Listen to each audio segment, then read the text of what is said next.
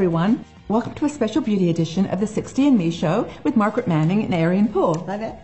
Arian is a celebrity makeup artist. She has worked with people all around the world. People like Catherine Zeta-Jones and Lulu and Cilla Black and loads and loads and loads. Also things like, weddings and television makeovers. And, we have done a series of makeover videos. And one question that's come up a lot is, women in the 60&Me community go to a shop, they go to the makeup counter, and they think in their mind that they know what they want. And so they approach a sales assistant and then go away, not getting the result that they wanted. And, I've had this happen to myself. Fortunately, a lot of shops now do allow you to try makeups and try colors and so on. But I just wonder if you could help us to understand, why that happens and what we can do, what we can do to have a better experience in a shop. Absolutely. Now, I would love to just lay all the blame onto the consultants, but you know what? I actually can't. Okay? And the consultants are only being guided by us as individuals. So I'm going to give you guys a checklist so that you can go armed to the makeup counter with supreme knowledge, okay? Because that's what supreme knowledge. The reason why is if you go to a makeup counter and ask one of the girls behind the counter and say, oh, I'm looking for a new look. Now, in your head, you may know what you're looking for. I'm looking for a new look, but you may not be able to, vocalize it the way they understand. Or you say to them, oh, do what you want. Give me something different. Okay, I might want to put green lipstick on you and bright blue eyeshadow because I think that's new and innovative and it's out there. But you know what? At the age of 60, that's not maybe what you want. So what I want to say is you need to go and ask the right questions and make sure that you are in control. Don't be intimidated by the girls behind the counter. What I also suggest, now I know this sounds a little bit, ageist, look for the older woman on the counter, okay? I'm not being funny. I'm not being funny. Because there's trends that young women are going to be into that we're maybe not. Absolutely. If you go to somebody who's, maybe in their early to mid 20s, what you're going to find is that a lot of them do the makeup the way they would do their peers, okay? And that doesn't mean that it's necessarily wrong. It means that it's not maybe right for you who are now over 60. So I'm not saying go and look for a 60-year-old makeup artist, no, but look at somebody who is a little bit more senior on the counter. Chances are they have more experience and they can be more empathetic to your needs. So very important. So first thing is, you want a new foundation. Be aware of what you want from a foundation. Do you want a lot of coverage? Do you have a lot of pigmentation? Is that a BB cream or something like that that would do the trick for you? Ask questions about that. If you do want a foundation, know what your skin type is. Don't rely on them to tell you because you might have put a really super heavy duty moisturizer on and they think that your skin maybe is normal to maybe oily and it's very dry and it's very dry. So again, things like that do happen. So be aware. Also be aware of the type of texture you want on your face. Now, some people, although not many, but some people do they want to feel the makeup on their face. Others don't want to feel anything. So if I was going there, I would say I've got a dry skin, I've got high coloring, and I need something that's pigment rich, but I want something that's lightweight. And I might say that, I would like something with a bit more coverage that evens out my skin rather than that light approach. And my skin is very normal, except in the winter. And that's another thing, the season that you're going to. You need to guide them. They will give you their very best. They're there to really be of help to you, and they want to be of help to you. They don't want you to go away going, that was a really bad experience. But the other thing you set up that was really important is asking questions. Because, for example, you said BB cream and CC cream, and I did not know what these were. And I think you should just not be afraid. There is some wonderful technology, the great new products are coming out. If you think BB cream might be interesting, ask, what is it? What does it actually do for you? And if it doesn't, if it doesn't seem right for you, at least you've investigated. Absolutely. So ask questions. Absolutely. And then, I also get my clients, if they're coming to me for a makeup lesson, I get them to bring me pictures of makeups that they like. So if someone brings me a picture about a Helen Mirren or somebody like that, or It doesn't matter who it is. You can go. And what that will give to the makeup artist behind the counter, the sales assistant, is an indication of the kind of comfort level. Go wearing the makeup how you normally would wear your makeup. Okay? Absolutely. Don't go barefaced, because that's a real bad one, because they don't know whether you like a heavy makeup, a light makeup. They don't know any of those kind of things. So you've got to help them, and then they will definitely help you. Now, a great way for you to help yourself as well. All right. I often say to people, you need to check the color of the foundation on the makeup counter. So what I'm going to do is I'm going to take a little bit of your foundation off. I know what I put on you, don't worry.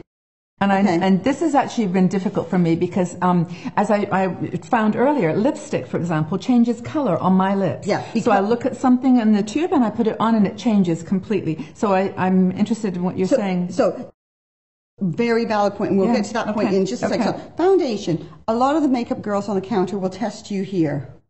Yeah? That's exactly where they do it. Yeah, on the cheek. Okay, well, how can you see that? Do you have fish eyes that can swivel around like that? No, I don't. I can't look like this. Sorry, my eyes don't shift that way. So I always say, could you, if you're going to test, get them to test here. Where you can hold up the mirror in front of you, where you can walk to the daylight. You're not like this, trying to see it, making some kind of weird shape on your face. And also, it's a little bit, not embarrassing, but you're just sensitive when you're in a shop. You've got people around you and stuff. You just want to make it a little bit better of a more personal You don't want to, and you don't. So I'm going to put like 3 shades on. I know that these are the wrong shades, but I always get people to test 3 shades. Now, like I said, I know these ones are wrong, but say they were.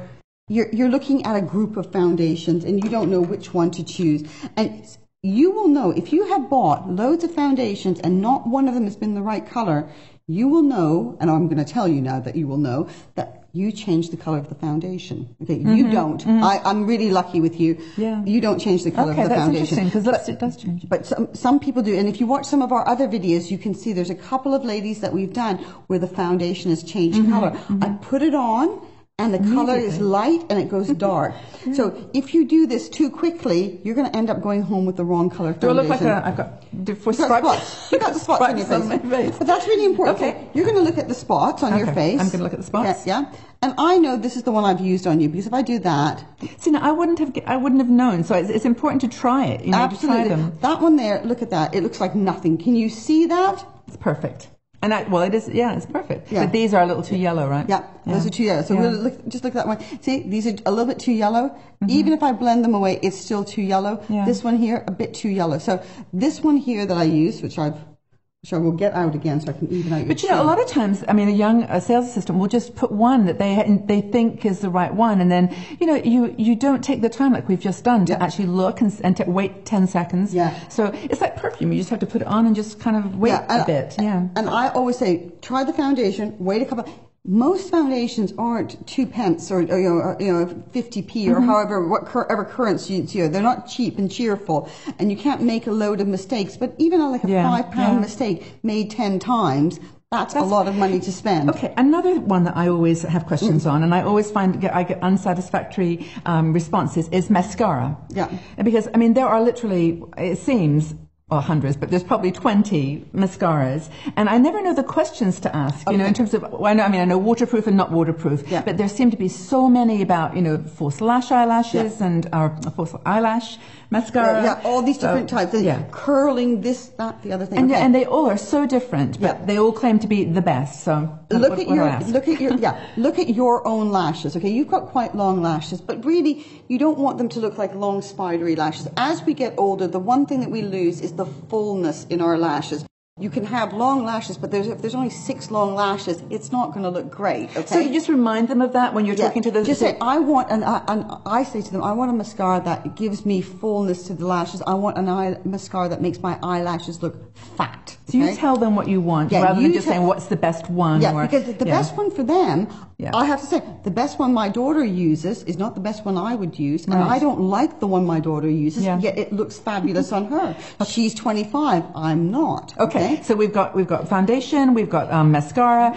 What other? Lipstick is very personal. Lipstick is what you've just said. You said the lipstick thing. Yeah. The lipstick is a really personal thing. Okay, lots of different factors in the lipstick. One, I notice that when I do makeup lessons, if the woman has got like 6 or more similar shades of lipstick, I know that she's struggling to get the right color. Yes. Okay, and it's hard to do. So there's a couple of things. Look at the actual real color of your lips when you wake up in the morning, when you have no makeup on. Yep. Look at the color. You have a very blue undertone. I didn't know that. Yes, that's true. you have a very, very blue undertone to your lips.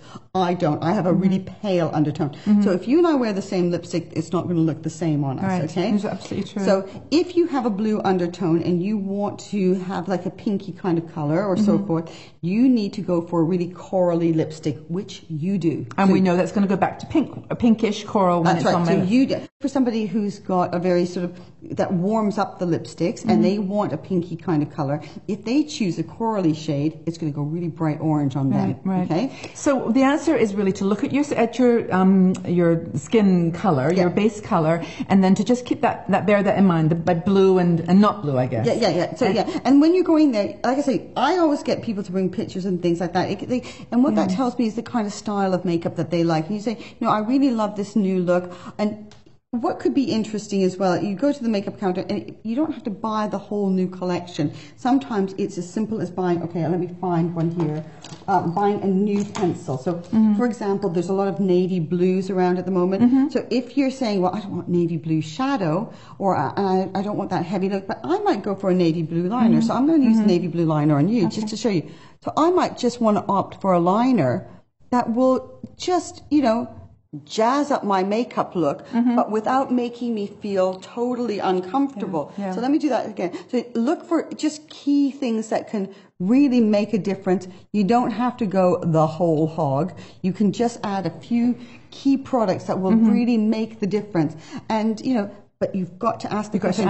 You've got to take control. I think that one thing that you said that is really interesting is that, that you can follow your instinct about what you think you like, what's good for you, what you've used in the past. But don't be afraid to try new things. And we actually have done a whole series of videos on how to make selections. Now, simple things like using navy blue instead of black. I had no idea that would have such an impact. There was also concealer. There's all different kinds of concealers and highlights. So be informed. I think ask questions. Absolutely. And go online and look at the videos and look at what people are doing for videos, because they will tell you products that they've tried, especially our ones that we've tried them on our age group of ladies, so you can get their kind of responses as well. But don't be afraid. Take control when you go to that makeup counter. And like I say, it's partially up to you. It's not all down to the makeup artist. You've actually raised, as funny as we were talking, you just reminded me of something really interesting. One of the questions that we've asked the 60andMe community recently was, are you afraid to ask for help? Or do you like to ask for help? And I think there's something about our age generation that we think we should know everything and be able to manage everything and not ask for help. So I think, be informed when you go to the makeup counter, but ask for help. But give it enough information that the ask for help gets the right answer for you. Yeah, you need to ask the right questions, otherwise you won't get the right answers. Okay, cool. So I think we've given some really good advice. I hope it's been useful for you. If you can think of some other questions that you've asked a makeup artist when you go into a shop, write it in the comments below, because we can get a dialogue going and find, because I think we can help each other. Because makeup is fun and it can help you feel good inside and outside as well. So thank you, Arian. Thank you. Thanks, everyone. See you again soon.